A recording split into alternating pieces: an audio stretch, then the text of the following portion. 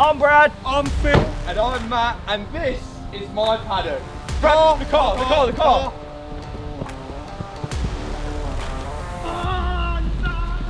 That was awkward. Anyway, in our last video, we got some cables put in our building. We got it insulated, boarded, and we even got it plastered. And in this video, we're going to be getting started on the bathroom and finally getting that roof complete. To install the roof, it needs to be completely dry, and as you can see, our one's not. And to speed the process up, Brad jumped up with a broom and a large squeegee and removed most of the excess. While the roof is drying, we are now going to move on to the fascias and the soffits. So that's the bit that goes on this little overhang. And we're going to start with the soffit, the bit that goes underneath. And to install that, we need to put on some J-trims. So a J-trim is basically a starter for the soffit. So you could slide your soffit up into that little groove that it's got.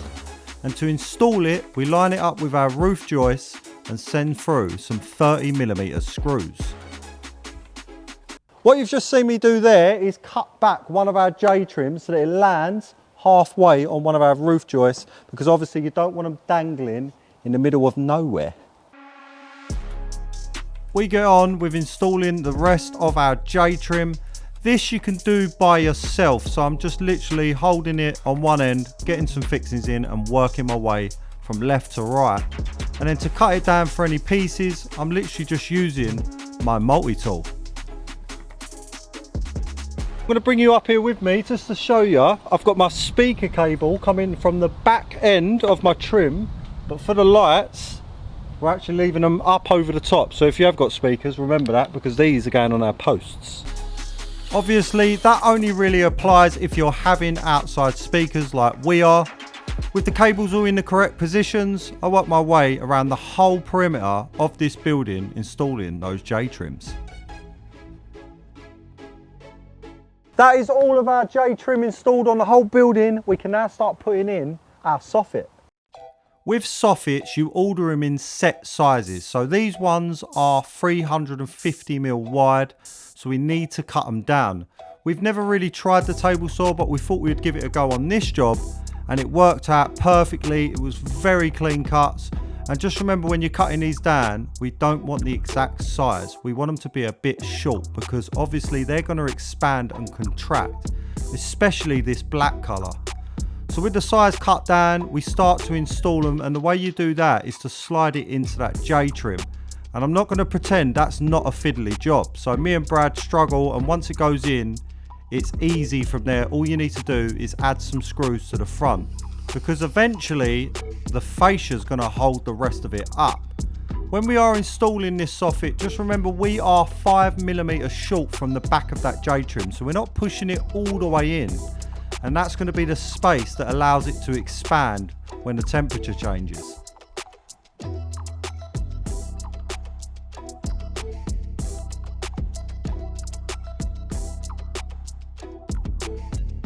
Soffits, we have completed them. It's now time to move on to our fascias. So we actually prep those down here on the floor, and then we'll take them up onto the roof. The way I prepare these is to mark 100mm from the edges of our full lengths and put in 2 of our black polytop nails. I'm only literally going through the surface so they hold themselves, and then I space them using my hammer. And then using that square, I put one at 50mm and 140mm from that bottom edge.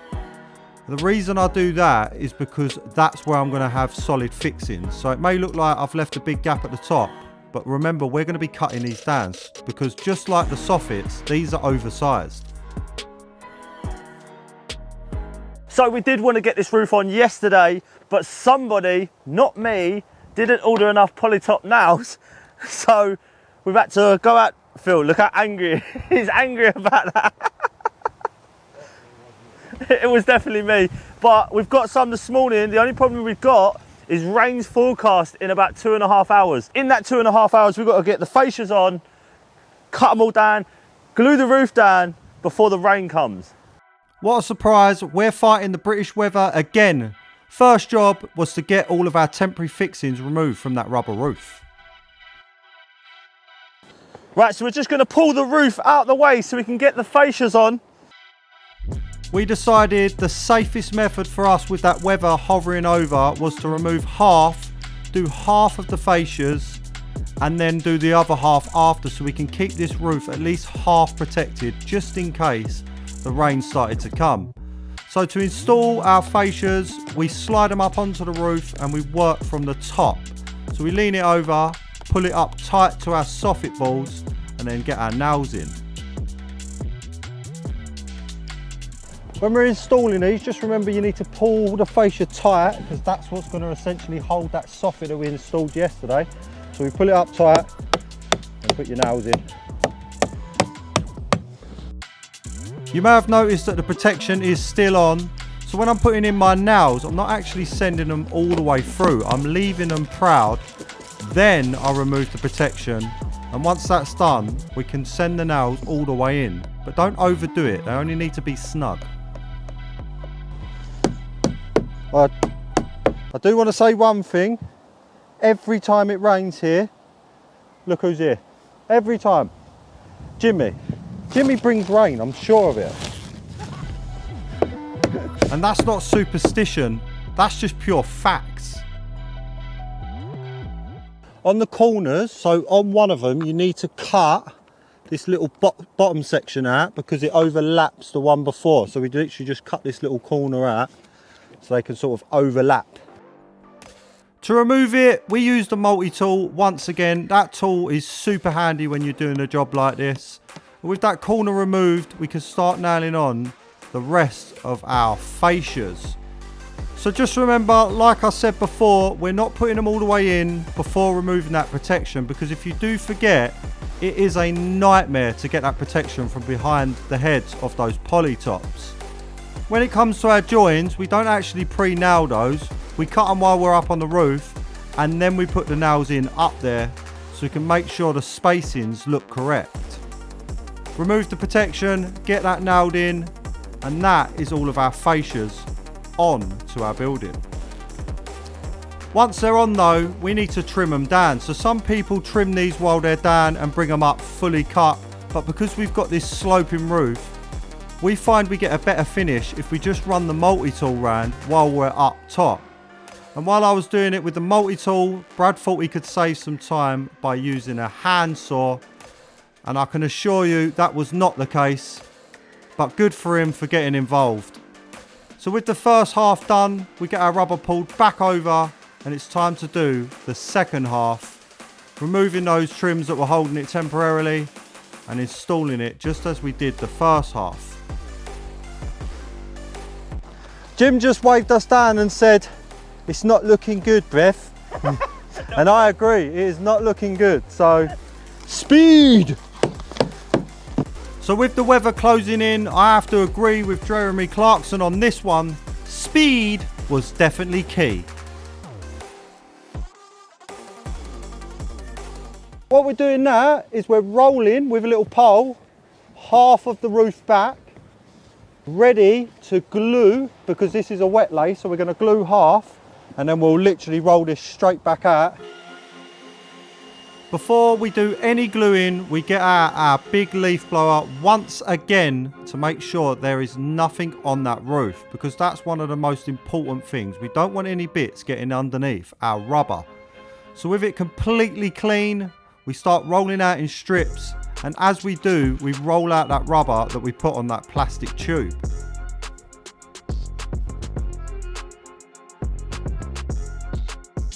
So we've got all that side glued now. Phil is grabbing. Oh, you fucking shit. So now we've got. Stumbling He's slowly working his way out the corners like this. And then we're going to push all the air bubbles this way. Once Brad had finished showing us the worst cha-cha slide I've ever seen, I got on with pushing out all of the air bubbles. Something I have missed is we are leaving 100mm space around the perimeter of our roof when we're rolling out that glue. And I'm going to explain why in a little while. So we get the main glue rolled out, making sure it's evenly covered, and then roll out the last of our Epdm, or as most people know it, rubber roof. And now you can see why we left that 100mm back on the edge, because we need to do this double stick adhesive, and that's just going to stop the edges from ever peeling or bubbling, because they're prone to it, especially on a big roof like this. Another thing to mention about this, everything I'm using was supplied by Rubber for Roofs. So this is an actual installation kit. So that small foam roller, the double stick, the glue, the big rollers, everything is included when you get the fitting kit, making this type of roof super easy. And while Phil's gluing that out, I just want to do a massive shout out to Rubber for Roofs for supplying this roof in this video. Also, they've been kind enough to give you guys at home a discount for one of these. Link is in the description below. Ooh, who doesn't love a discount? Thanks, Brad. You can now get out of the way and let the grown-ups do the rest of the work. So I'll get on with rolling out that 100mm strip, leave it to tack off for about 15 minutes. And then once it's gone tacky, we push it down, and I can assure you that edge is never lifting. Breaking news, it's now raining in the UK, which is very unusual. However, we've got work to do, so we're going to carry on. Before we start installing any of the trims, now that we're at this stage, on the gutter side, so this is where our gutter's going, we need to install some battens, and that's going to step off our roof so we can get all of the water away. That probably wasn't the best description of what it does. What it actually does is allow the water to travel past the fascias and then into our gutter, so it creates a lip. So I'm not sure why I said allows the water to get away. That's the batten across the back finished. Next step, we need to cut the rubber on these three sides, not the gutter side, and we need to cut it down so there's only a 50mm lap sitting over the edge. So we're going to cut all these three edges and we can finally move on to those trims. The 50mm lap, when I cut it, I just sort of eyeball it. It hasn't got to be exact. It just needs to be near enough 50mm. But if you are worried, you can measure and mark it out. Oh, it's really coming together now. That is it all trimmed down. Remember, only on the three edges because the gutter one is different. So now we're going to install our Upstands. So that's one of the Upstand trims that comes with these roofs. So like the rest of the kit, we haven't had to work any of this out. We've just sent the size of the roof and then everything is supplied as you need it. Oh, and don't forget to pull the protective film off. I don't know why I didn't do that.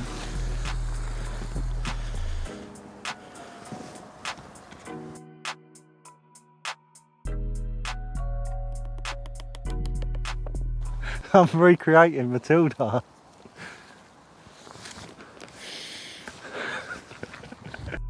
I'm not sure if that was funny or creepy.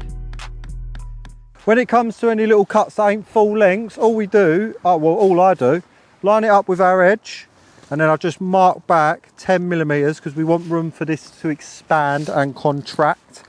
And I'll just grab my multi-tool and cut it off. And just like the rest of our fascias and soffits, we need to remember to remove that protection before sending those poly top nails all the way in. And these trims are supplied with their very own poly tops from Rubber for Roofs.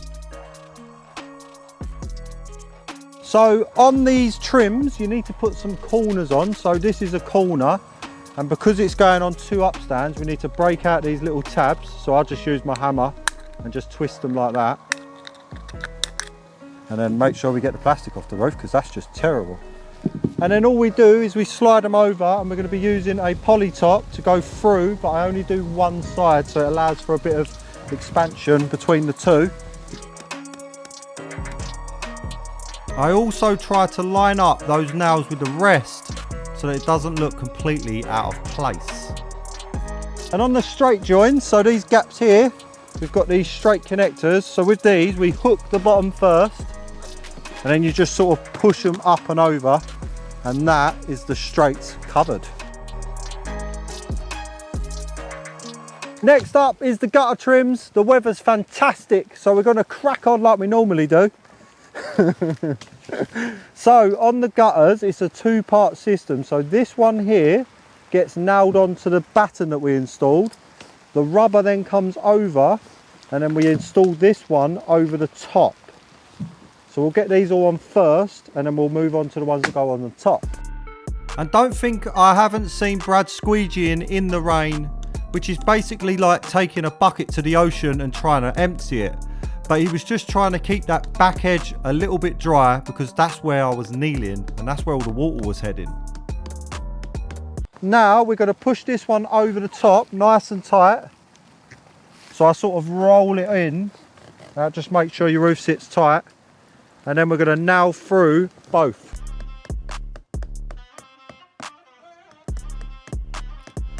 On that first trim, we've used headless nails because it needs to be super smooth. But on this top trim, we're using the poly tops they supplied.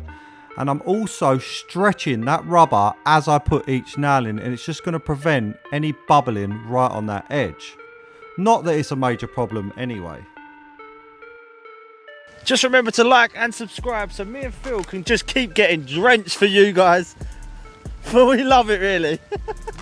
Really hot. It's really coming together now. With the sun absolutely beaming down on us, I get on the last of our trims, doing a little pig's ear detail with that rubber underneath, and then putting on the last of the corners. But with the corner that meets the gutter, just remember you're only removing one of those blanking plates, and the one on the gutter we leave in.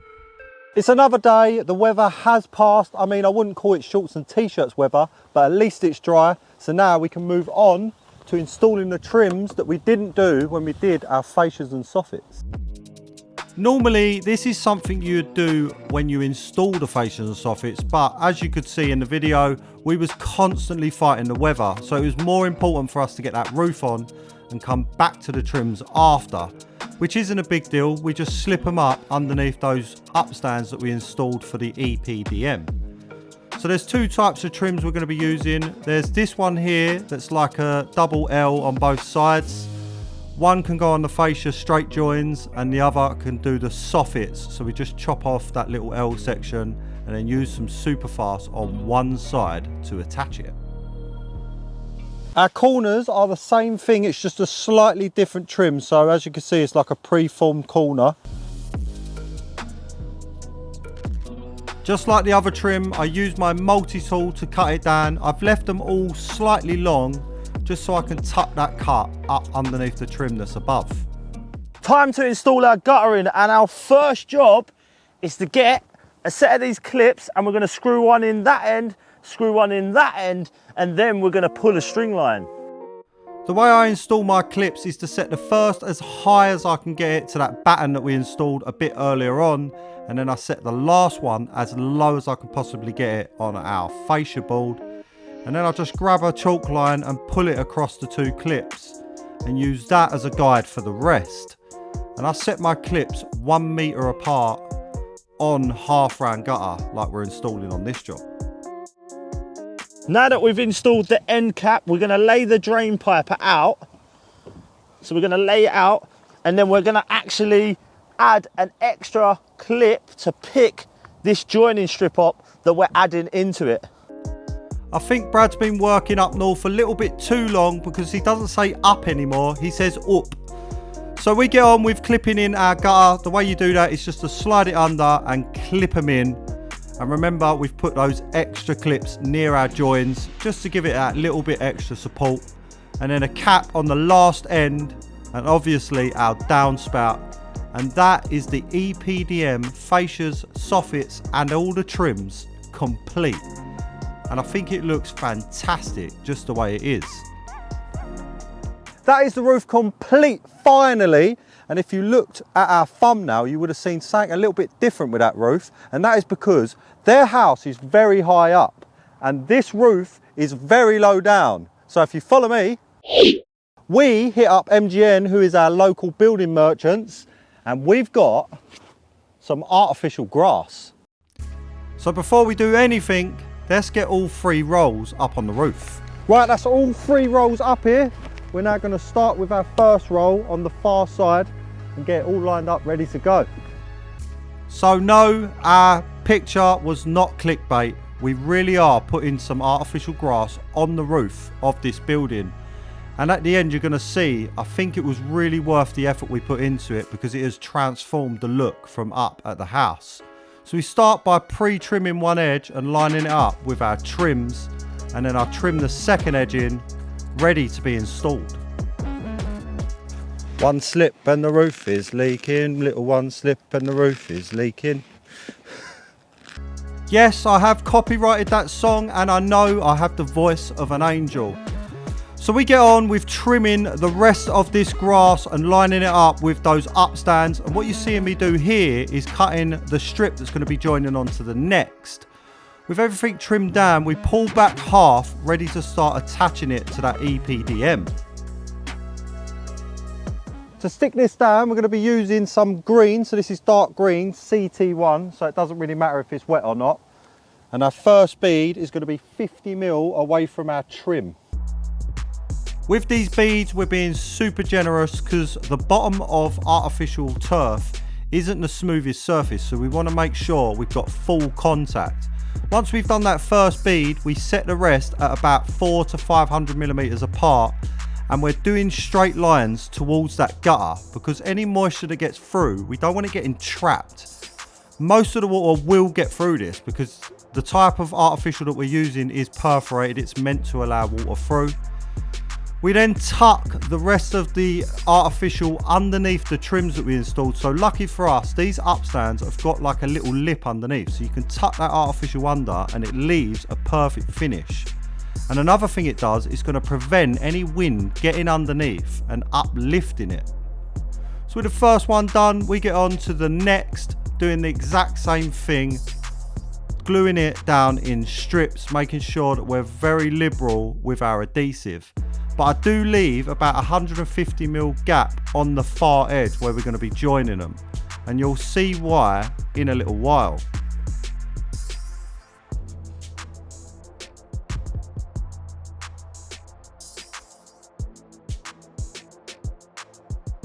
All of a sudden we've sped up because in typical English nature, look at that that's just come over our head. With the weather once again overhead, we turn up our speed. And remember that join I left the space for? This is why. I like to do a little zigzag pattern through this to help join the two pieces together. And I've also done a particular cut on this. I've cut one side allowing excess on the back lines, and then I've cut the other tight to the tuff. So when you line them up, it gives you the best joint that you're going to get. Now it won't be invisible at the beginning because they never are, but as time goes on, they blend and they start to disappear. On the gutter side, we're going to be using polytop nails, pulling it over and nailing about 100 mil down into that gutter.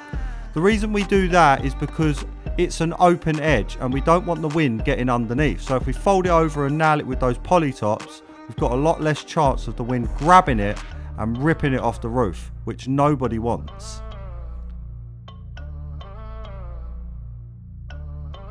With the last piece, we line it up with our gutter, allowing about 50 mil, and then we trim it roughly down to size before doing our join and getting half of it glued. Right, what I'm doing now with the join, I'm just pushing it all into that adhesive, and then every now and again I'll just give it a little pull just to make sure that gap is tight. And now you'll see what we've done. So that was the one with the big lip that we left, and this one's got nothing. So that, when they're pulled together, that tuff sits over that. Wow. You don't end up with a really thick line through the middle. And disappears. And then once you give it some of this beans, should start to disappear. I carried on giving the joint a lovely back scratch until it was all blended in, and then I moved on to trimming in the last of those edges, and then we use our carpet bolster to tuck the last of that edges, which is going to lock it in and give it a perfect finish. One more step before we jump down off the roof, and that is to sweep all of the pile up. So if you look at it now, it's all flat where it's been rolled. Grab yourself a stiff broom, and we're just going to pull the pile of the artificial up in the air. It just makes it look a lot more natural. They do sell tools for lifting the pile up on Artificial, but because it's a roof, we just grabbed a couple of stiff brooms, swept it up, and that is plenty for what this is going to be doing. That's the roof complete. I'm going to go downstairs and take a look at the bathroom. It's now time to get on with our shower room. The first job is going to be first fixing our plumbing, but we are not going to be doing that. Mr. Mark Tiff is going to be doing that. So this is our shower tray. We're going to be putting this into position in the shower room and seeing exactly where our waste pipes are going to go. So like Mark, this is the first time we've seen this type of setup on a tray, and it's all from Easy Bathrooms. We was a bit dubious at the beginning, but once we started to assemble it, we think it's actually a quality little bit of kit. So before we assemble it, we get it put into position with some plasterboard offcuts just to set where it'll actually be sitting and mark out for our trap. With that done, we can remove it again and start to put on all of the feet that come in the kit. So we've got the clips that are going to be holding our plimps, and then we've got the feet themselves. So these get screwed into the correct position. We clean all of the bottom off with some multi-sol from C-Tech just to remove any dust, and then we can apply some PGB, some power grab and bond, and that's what's going to be holding those feet in position. Once the glue's on with this stuff, you should let it sit for about 5 minutes to 10 minutes. Give it a little twist, and that is enough to hold them in position until they fully set.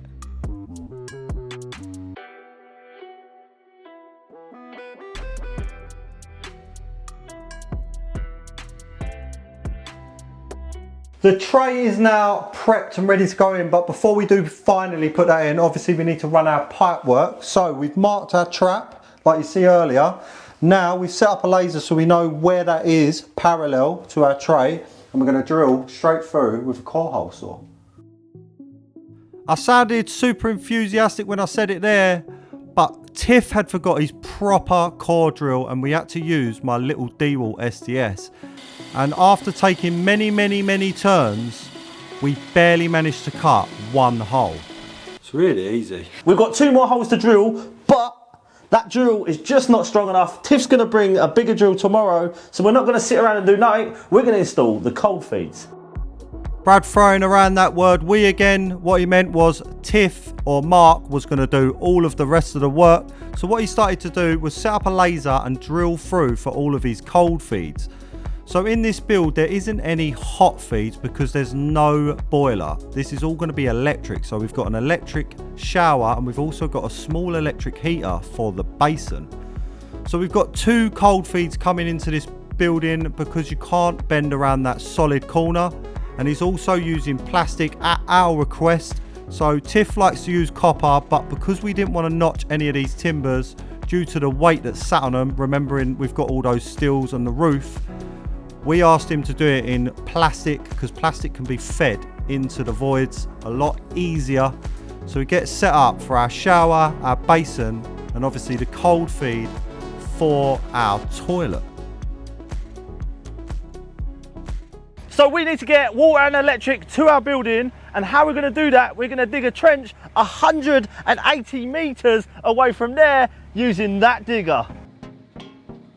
And along with that digger, we reached out to a company called Rhinox because they've got this attachment that is specifically for trenches.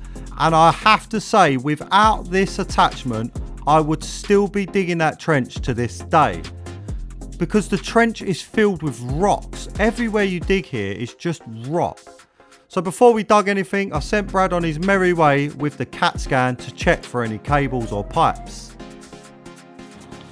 We're clear to dig. With Usain Bolt out of my way, I get on with digging the trench that's going to be taking both of the services, the water and the electric. So the trench needs to go down to 750 millimeters. The deepness is for the water, so the water's going to go at the bottom. We're then going to backfill it ever so slightly for the electric at 450. So we're doing something a little bit different with this shower. We're not having a big unit on the wall. We're having a touch panel which links up to this unit on the wall. And what that unit is an electric shower, but unlike the traditional ones that you normally have inside of the shower itself, This one gets mounted elsewhere. So I've never been a fan of electric showers because I just think they look a little bit unsightly. But with this one, we can hide it in a cupboard, out of the way, and all that you've got inside of your shower now is a really nice touchpad and the shower head. So Tiff gets on with plumbing it in. We've got our cold feed and then obviously our hot coming out towards the shower. And also we've got a nice big 10mm cable that's going to be supplying it because this is 9.5 kilowatts.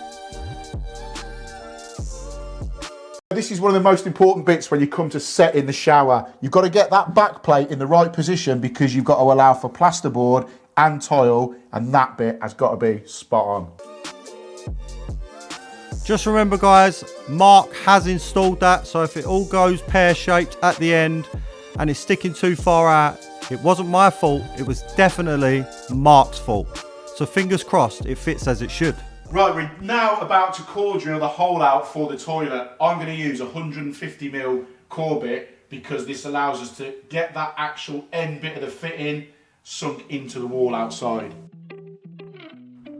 Unlike the small SDS we was using last time, this big core drill made absolute light work of all of the core holes we needed. So we had 3 in total.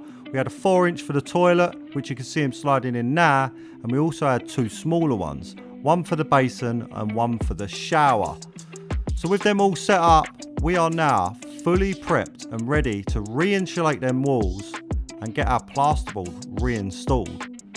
Just remember, when you are installing the plasterboard after doing all your pipe work, take note of where all of the pipe work is because you don't want to be putting screws into any of that pipe work at this stage because you'll have to remove everything and redo it. The walls are all boarded, now it's time to get our tray in. Because Mark had previously installed all of the feet, all that was left to do was to adjust them using a level to make sure everything was perfect before we attach it to the walls.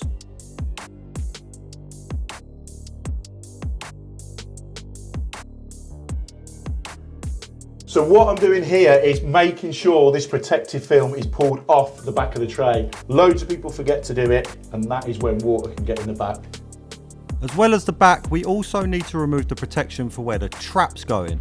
And then using some BT1, which is basically bathroom grade silicone from C-Tech, we do a line on the wall and stick it, and then we also do a second line on top. So that's just going to give us 2 barriers of protection if any water's to get behind. We also use the BT1 in the joins on the plasterboard, which may seem a bit odd, but you'll see why a little bit later on.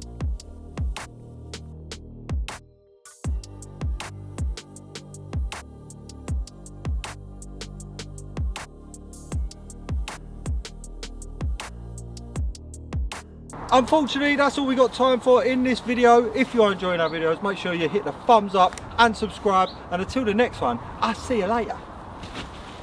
Edge! Oh, not me back! I ain't getting that. I'm not getting that.